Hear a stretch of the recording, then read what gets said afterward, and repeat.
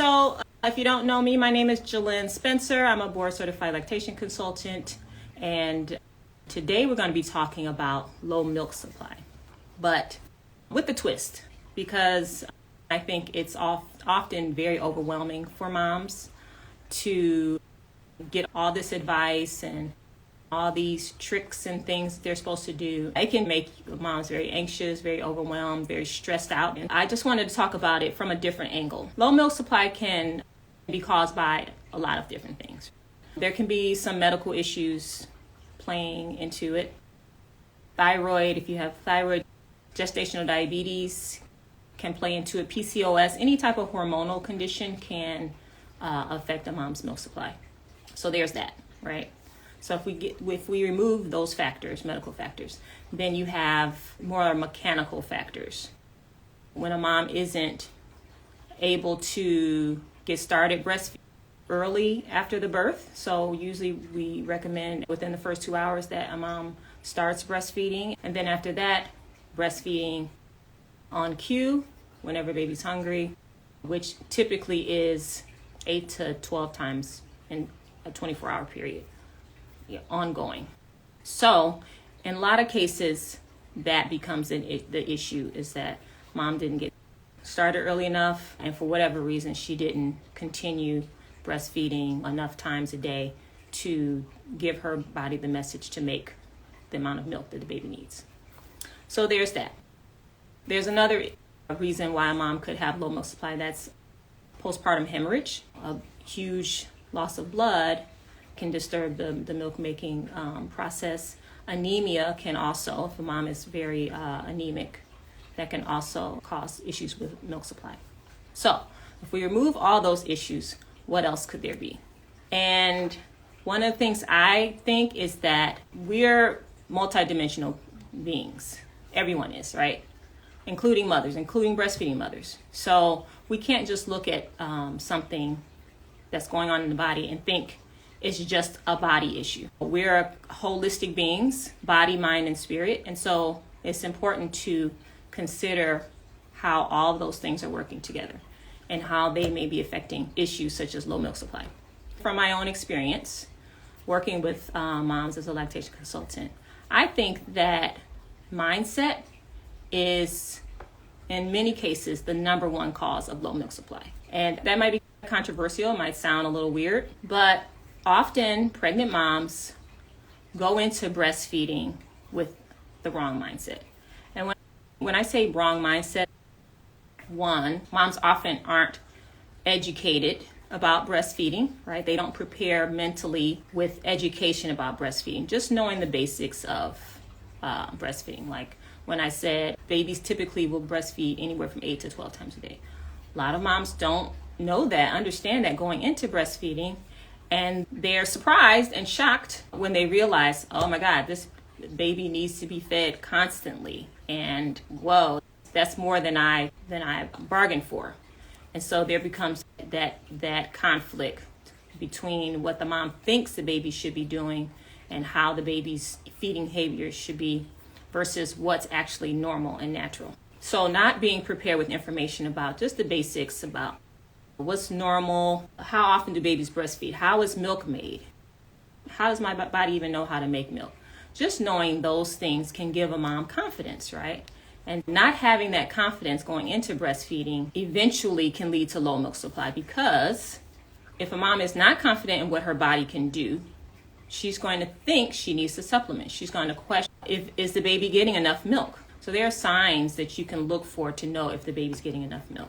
But if you don't know that, then you're going to be very concerned, worried, questioning yourself, questioning your body after every feeding. I don't think the baby got enough. Oh, is that a sign that the baby's hungry? Maybe the baby wants to nurse too much. And so what happens after that? Mom starts supplementing with formula just to make sure the baby's getting enough, because she doesn't know the signs that a baby is feeding well or the baby's getting enough milk. So once the supplementation happens, there's usually less breastfeeding happening. And when there's less breastfeeding happening, then the body starts to make less milk. Okay? So that's why I say it starts with the mindset.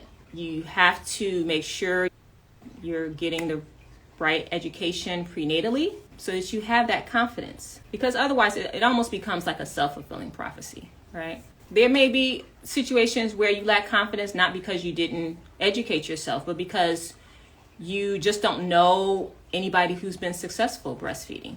So that can also play a part in a mom's confidence.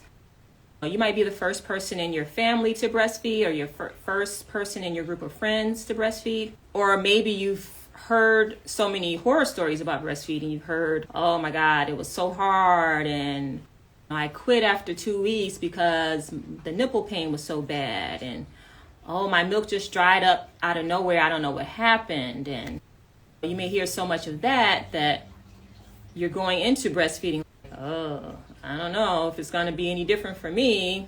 And again, you start questioning yourself and not trusting your body, and then that's when the supplementation starts to happen. Another thing that can lead to a lack of confidence and early supplementation is formula companies. They are very insidious with their marketing, especially to pregnant moms. The way they can track us through ads and things like that, they know when you're pregnant, they know where you are in your pregnancy, and they start sending the mailers, the coupons. All the messaging is, oh, our formula is just as good or almost as good. If you're struggling with breastfeeding, we're here for you. Here's this formula, and it has all these ingredients that are supposedly similar to breast milk. Although we know there's no formula that can match the wonders of breast milk at all, right? They can try to put DHA in the formula, and they put probiotics in the formula to make it more digestible. The DHA is supposed to help with brain development. They do all these things to try to make moms believe that formula is just as good, and it's not. But it's easy for moms to believe it, and especially if they haven't educated themselves ahead of time about how amazing breast milk is. The milk that you make is specifically designed for your baby. It has just the right amount of nutrients, antibodies, depending on the day, the hour, the age of your baby, and no formula can match that. But the formula companies do such aggressive marketing during pregnancy and after that moms can easily fall victim to thinking, oh, well, just one bottle of formula is okay. Oh, I'll just top the baby off with a little bit of formula just so I can be assured that the baby isn't going hungry and is satisfied. So yeah, formula companies, they definitely can undermine a mom's confidence in breastfeeding.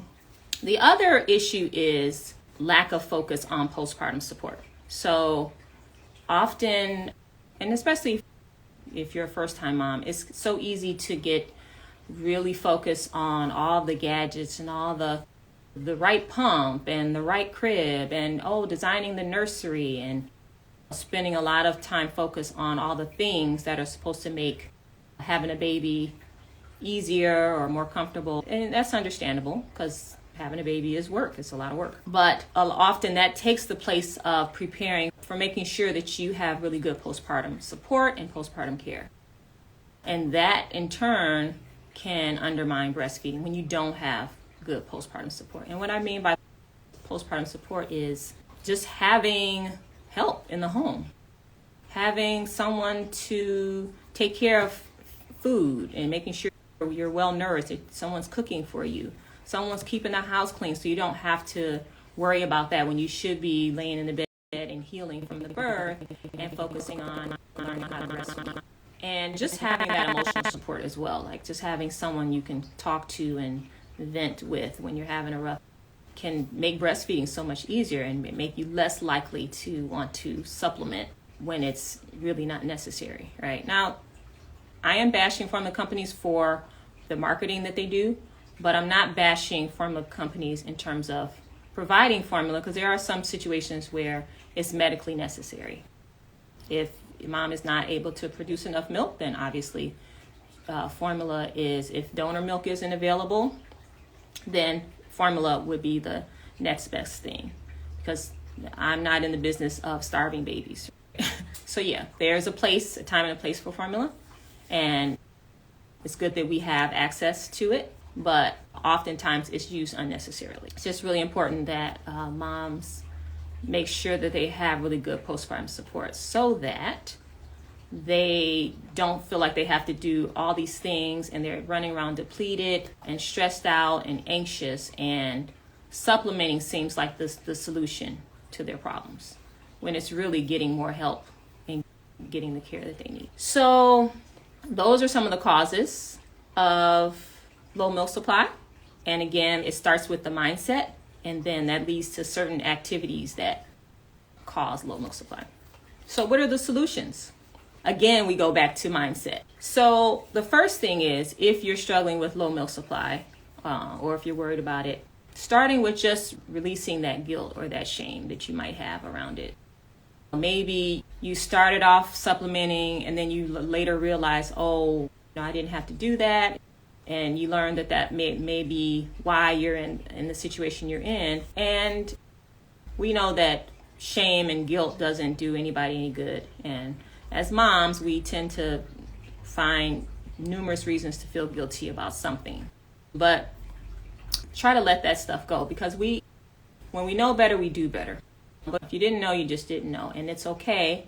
And you can forgive yourself for that and move on. You can tell yourself, say, I forgive you. You're doing the best you can. You did the best you can with what you knew at the time. And maybe you didn't have the birth you wanted either. And then that led to breastfeeding complications. And you can be feeling a lot of regret and bitterness and shame around that too. But let yourself off the hook. Don't feel guilty about it, because some circumstances are out of our control. And we just do the best that we can. But there are certain things that you can do to try to help yourself release those negative feelings. And one of those things is something called the emotional freedom technique. I'm not going to go into what that looks like, but it's basically where you're tapping on different acupressure points in the body. And basically you go through a series of tapping those points while talking to yourself through however you're feeling. So you say, I'm feeling really a lot of shame around the fact that I started using formula because I didn't know any better. But I still love myself and I forgive myself. And you just go through that process as you talk through whatever you're feeling, and then you tell yourself, I forgive you, I love you anyway. And you'd be surprised how that can help you release those pent-up emotions that can actually impact breastfeeding, because the mind definitely plays a part in breastfeeding. And just one easy way for you to know that is just think about how if a mom hears a baby crying, a lot of times her milk gets triggered just by hearing it. It doesn't even have to be her baby. It could be some random baby in Walmart that she hears while she's shopping. She hears a baby cry and all of a sudden her milk starts to release. She starts to have a letdown. That is, to me, is like a easy to understand example of like how powerful our minds are when it relates to breastfeeding. Being able to release those emotions that are like just causing a lot of anxiety and a lot of negative emotions in our body, and just causing a lot of angst and energetic blockage, which in turn causes a blockage of milk flow. Being able to release those negative emotions can help the milk to release as well. And that might seem like a weird concept, but if you think about the example of the baby crying and the mom's milk being triggered, I think that just shows you that your mind can play a big part in influencing your milk supply and breastfeeding in general. So try EFT, emotional freedom technique, or tapping. If you do a Google search or go on YouTube, there's lots of videos on it. But I think that can be a very powerful tool. So some other things you can do around mindset. So a lot of times after we have a baby, we just think, oh, I don't need support, or I'm just going to tough this thing out and I'm independent, because we're used to being very independent, very strong women, and that's great. It's served so many of us so well in our lives and in our careers. But when it comes to having a baby and breastfeeding, I say you need to let that go. Let that mindset go and get the support you need. Okay, because this is one of those situations where you don't have to be the strong and independent woman. It's okay to have support. They say it takes a village to raise a child, and that starts when you have a newborn, right? It doesn't start later on in the baby's life. It starts as soon as you have that baby. You need that village to help you. So release the idea that you have to be strong and independent and don't need help or shouldn't ask for help. And another thing you can use is affirmations to change those limiting beliefs that you may have about needing support or just breastfeeding in general. So things you can say to yourself are, even if right now you're struggling with low milk supply, you can say to yourself, I'm fully capable of producing enough milk. My body is made for this. My body is made for breastfeeding. So I know I can. You can say, my baby is satisfied with my milk. I'm fully capable of making enough milk to satisfy my baby. So usually it's good to write, I am, when you're writing affirmations. I am strong enough. You can even say, I am strong enough to ask for help with breastfeeding. Using I am statements, writing them down, putting them on a wall where you can see them, just to remind yourself that you can do this and it's okay to get help, and your body is meant for this. So those things can really help. I use affirmations all the time. I found that affirmations help me in my day-to-day life. It helps to keep you focused because it's easier to think negative thoughts than to think positive thoughts.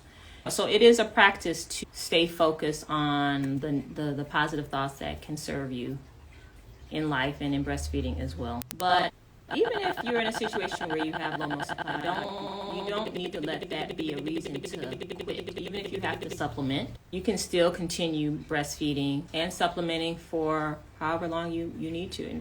In fact, with my second, I was able to breastfeed exclusively my first child, but my second, I ended up having to supplement when she was about 9 months old. My supply got really low. And I won't get into that whole story. That's for another day. But I had to supplement for 3 months, and then after that, breast milk wasn't her main source of nourishment at that point after she turned a year old. So she continued to breastfeed for another 2 years, happily, with whatever milk she got. I don't think it was a lot, but she was happy with whatever milk she got, and that was that. So don't think that just because you have low milk supply, even if you've tried to increase it and nothing's worked, don't think that you have to stop, because it's so worth it to continue, because even a little bit of milk, even a couple ounces of breast milk is beneficial as far as the baby's immune system, as far as their emotional development and mental health, mental development, and still going to help with brain development and all that stuff. So I encourage you to continue even if you have low milk supply. Mindset is really key with breastfeeding. So yeah, that's all I have for today, and I hope this was helpful. And if you have any questions or comments, please leave those down below. All right, have a good one. Bye.